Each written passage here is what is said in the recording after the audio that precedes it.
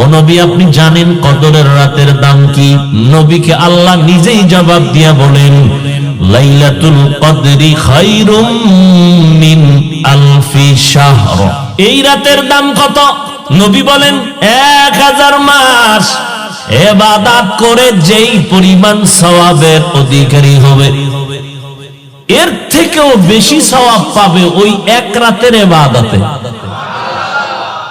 আতিনা ফি দারে দুনিয়া না হাসান, আতিনা ফি দারে উকবানা হাসান, ইয়া গিয়াসাল মুস্তাগীসি নাহদিনা লাফতিখারা বিল উলুমে ওয়াল গিনা, হর গরিদে নেকো তু তৈয়ার হে, जो न मांगे उससे तू बेजार है।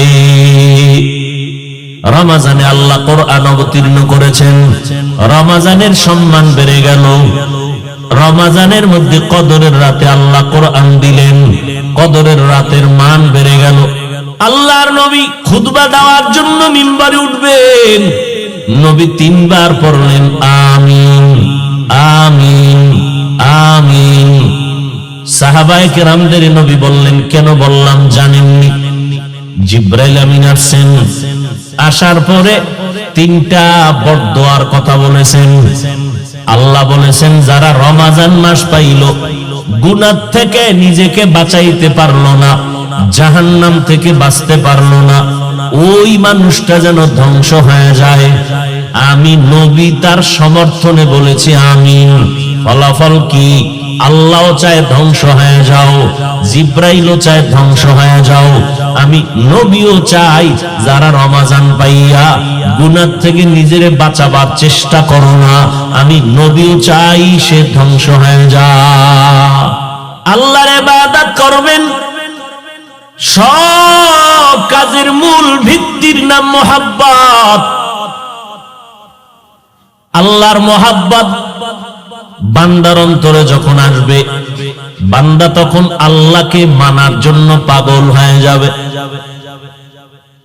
একজন বুজুর্গ একটা বিল্ডিং এর নিচ দিয়া হেঁটে যায়, বিল্ডিংটা হলো একজন বড় কোটিপতি বাদশা। বাদশা কয়, এদিকে আইও বুজুর্গ, কি বিষয়? বাদশা কিন্তু অনেক উপরে বসা, নিচ দিয়ে ওঠার কোন সিঁড়ি নাই। এবার বলে, আমি একটা প্রশ্ন করব, আমার কাছে আসতে হবে। কয়, আপনার কাছে আসবো কেমনে? আমি নিচে, আপনি উপরে। বাদশা উপর থেকে একটা রশি দিয়া একটা ব্যবস্থা করলো, বলে এটা ধরেন, এরপরে উপরে আসেন। বুজুর্গরে উপরে নিয়ে গেছে, পাশে বসাইছেন, বসায় কয়, আপনার ভিতরে তো আল্লাহর মোহব্বত বেশি বলে, এত দূর পর্যন্ত পৌঁছলেন কেমনে? আপনি বান্দা হইয়া আল্লাহর সাথে মোহব্বতের এই পরিমাণ জায়গায় পৌঁছলেন কেমনে? আপনার কাছে পৌঁছছি যেমনি এমনি, আপনার কাছে পৌঁছলাম যেমনি এমনি। বলে কেমনে? বলে, আমি আপনার কাছে আসতে চাইলাম, আপনি যদি আমাকে রশি না ছাড়তেন আর চাইতেন না, কিয়ামত পর্যন্ত চিল্লাইলেও পৌঁছতে পারতাম না। যখনই আপনি একটু আমার দিকে ইশারা করেছেন, সহযোগিতা করেছেন, আমি ওখানে দাঁড়াইছি, আপনি রশি ধরে টান দিছেন, কিয়ামত পর্যন্ত যেই জায়গায় যাওয়া সম্ভব না, ওই জায়গায় আমি আধা মিনিটে চলে আসছি। আমার আল্লাহ পাক ইবাদত নামের রশি ছাইরা দিছেন। ও বান্দা, ইবাদতের সিঁড়িতে পাড়া দাও। এখন বান্দা, যখন আমরা চেষ্টা করি ইবাদতের, আমরাও আল্লাহকে চাই, আল্লাহ আমারে চায়। যখন আল্লাহর কাছে হাতটা বাড়ায় দিছি, আমার আল্লাহ কুদরতি হাত দিয়ে যখন টান দিছেন, মুহাব্বতের মিলন হয়ে গেছে। আল্লাহ তাআলা টান দেওয়া লাগবে, না হয় হবে না। আর আল্লাহ ওই বান্দাকে টান দিবেন যেই বান্দার কলবের মধ্যে মুহাব্বতের তামান্না তৈরি হয়ে যাবে। পাগলের মতো হয়ে যাবে। শামসুল হক ফরিদপুরি রহমাতুল্লাহ আলাই গোপালগঞ্জ, এই যে পাড়াই আইলাম, গোপালগঞ্জ টুঙ্গিপাড়া থানার পাশে স্বাধীনতার মহানায়ক মরহুম শেখ মুজিবুর রহমান সাহেব ঘুমানো। রাজনৈতিক সিস্টেমওয়ালারা ওখানে এসে একটু দোয়া দায়ী ভরে যায়। ওখান থেকে আরেকটু দূরে আসলে গওহারডাঙ্গা মাদ্রাসা ব্রিজের পাশে জগৎ বিখ্যাত কুতুবুল আলম, যাকে সদর সাহেব রহমাতুল্লাহ আলাইহি বললে ওই এলাকার মানুষ সম্বোধন করে। বৃহত্তর বাংলাদেশ উপমহাদেশে সবাই তাকে এইভাবে বলে, শামসুল হক ফরিদপুরি রাহমাতুল্লাহ আলাইহি। তিনি এক বয়ান করতে গিয়া গোটা দুনিয়ার মুমিনের এক বিষয় বলে, আল্লাহ বলেন, ও দুনিয়ার মুমিনের দল। আর আল্লাহর ওলি আয়াতের ব্যাখ্যা করে বলেন, ও দুনিয়ার পাগলের দলেরা।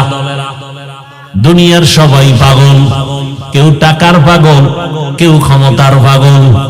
এই দিন নেই রাত নাই, শুধু টাকার পিছনে দৌড়ায়, পেছনে কাজ করে, টাকা চাই। উদ্দেশ্য দিলের মধ্যে কিসের মহব্বত?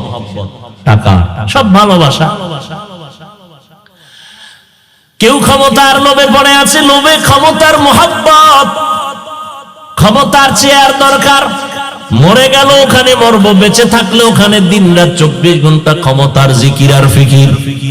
কিছু মানুষ আছে সম্মানের চেয়ারের পাগল, 24টা ঘন্টা শুধু সম্মানের চেয়ার তালাশ করে, হালাল হারামের ভেদাভেদ নাই। কিছু মানুষ আছে খানার পাগল, খানা পাইলেই ঠান্ডা, খানা হালাল না হারাম কোনো চিন্তা নাই। কিছু মানুষ আছে সৌন্দর্যের পাগল, সুন্দর দেখলেই মাথা ঠান্ডা হয়ে যায়। এই জমিনের মধ্যে সব পাগল, একদল পাগল হলো তারা টাকার পাগল না, গাড়ির পাগল না, বাড়ির পাগল না। একদল মানুষ শুধুমাত্র আল্লাহ তাআলার মহব্বতের পাগল। আতিনা ফি দারে দুনিয়া না হাসান, আতিনা ফি দারে উকবা না হাসান, ইয়া গিয়াসাল মুস্তাগীসি নাহদিনা লাফতিখারা বিল উলুমে ওয়াল গিনা।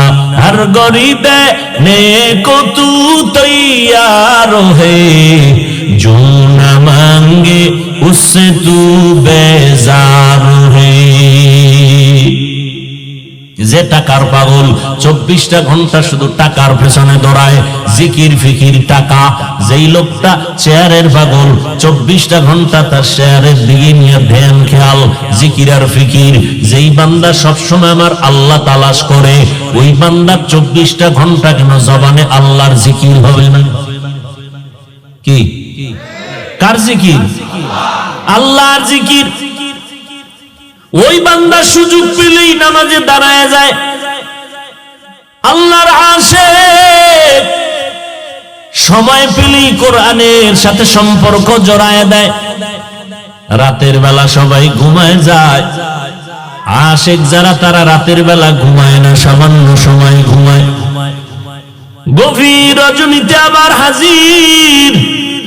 কারণ আমার আল্লাহ তাআলা বলে নাই ফজর যোহর আসর মাগরিব এসে আমি বান্দার কাছে আসি। আল্লাহ তাআলা বলেন, নবী বলেন, প্রত্যেক দিনের রাতের শেষ ভাগে আল্লাহ প্রথম আসমানে আসেন। তার আশিক যারা তাদের ডাকেন, আলা মিন মুস্তাগফিরিন ফাগফির লাহ। এই গুনাহগারের দল, গুনাহ যদি করিয়া থাকো একটু আসো, আমি হাজির হয়ে গেলাম। আমি আল্লাহ জোহরে আসি নাই, ফজরে আসি নাই, মাগরিব আসরে শায় আসি নাই। আমি রাতের বেলার শেষ ভাগ গভীর, আসমান ঠান্ডা, জমিন নীরব, নদীর মাছ ঘুমায়, পশু ঘুমায়, পাখিরাও ঘুমায় গাছের ডালে। ঘরের সবাই ঘুমায় গেছে, এখন কোনো আওয়াজ নাই। এই সময় যদি বান্দা একটু ওযু বানাইয়া আমি আল্লাহকে সিজদা দিয়ে একটু ডাক দাও, আমি আল্লাহ পাক দেওয়ার জন্য আসি, কোনো কিছু নেওয়ার জন্য আসি নাই। আমি আল্লাহকে একটু যদি মোহাব্বতের জবানে ডাক দাও, আমি আল্লাহ সাথে সাথে মোহাব্বতের দরজা খুলে দিব। সন্তান মায়ের সাথে রাগ করিয়া কথা বলে না, দেখা করে না, এবার চলে গেছে কোথাও বন্ধুর বাড়ি, মা পাগলের মতো হয়ে গেল। সন্তান কখন আসবে কখন আসবে, মা রাতের বেলা ঘুমাইলো কান সজাগ, কখন সন্তান আসবে একটা মা বলে ডাক দিবে। রাতের যত গভীরতা বাড়ে মায়ের পেরেশানিও বেড়ে যায়। হঠাৎ যেই সন্তানের খবর নাই, হঠাৎ গভীর রাতে দরজায় এসে ডাক দিছে, মা দরজা খুলে দাও, আমি তোমার সন্তান। মায়ের কলিজা ঠান্ডা হয়ে গেল, একটা চিৎকার দিয়ে দরজা খুলে কয়, বাবা আয়, তোকে না পাই আমি কতটা রাত্র ঘুমাইতে পারি নাই। ও দুনিয়ার মানুষ, আজকে মা সন্তানের জন্য যদি এত মোহাব্বত নিয়ে চলতে পারে, মোহাব্বত নিয়ে যদি থাকতে পারে, ওরে ওই মা বাবার তুলনায় কি আমার আল্লাহর মোহাব্বত কম? ওস্তাদের তুলনায় কি আমার আল্লাহর মোহাব্বত কম? দুনিয়ার সব মাখলুকাতের মধ্যে আল্লাহর মোহাব্বত আর রহমত 1% দিয়েছেন, আর বাকি 99 আমার আল্লাহ রেখেছেন। ও বান্দা, আমি আল্লাহ তোরে সুন্দর করে বানাইলাম, মায়ের গর্ভে আমি আল্লাহ তোর জবানটারে নাপাক করি নাই, নাবির সাথে তার লাগায় তোর পেটের ক্ষুধা নিবারণ করে দিলাম। কারণ কি জানো? দুনিয়াতে আসার পরে ওই জবান দ্বারা তুই কলিজার আম্মাকে ডাকবি, ওই জবান দ্বারা তোর মহব্বতের আব্বাকে ডাকবি, ওই জবানের দ্বারা বান্দা তুই সত্য কথা বলবি, ওই জবানের দ্বারা আমি আল্লাহর গুণগান গাবি। এই জন্য জিহ্বাটারে নাপাক রক্ত দিয়া নাপাক করি নাই, আমি আল্লাহ পাক রব্বুল আলামিন পবিত্র রাখলাম। ও বান্দা, দুনিয়াতে যাওয়ার পর তুই চিনো না হালাল কোনটা, হারাম কোনটা, ভালো কোনটা, মন্দ কোনটা। আমি আল্লাহ নিজের জিম্মায় ভালো খানা দিলাম, কারণ কোনটা তুই আউলা জাউলা খেয়ে ফেলবি। আমি আল্লাহ দয়া করিয়া পিওর খানা তোর মায়ের বুকের স্তনে দিয়া দিলাম। এ বান্দা, তুই পান করতে থাকবি, তোর শরীরের মধ্যে কোনো রোগ হবে না, বরং রোগের ঔষধ দিয়ে দিলাম। ও বান্দা, দাঁড়ানোর সময় পাও না বা শক্তি নেই, আমি সুযোগ দিয়ে দিলাম।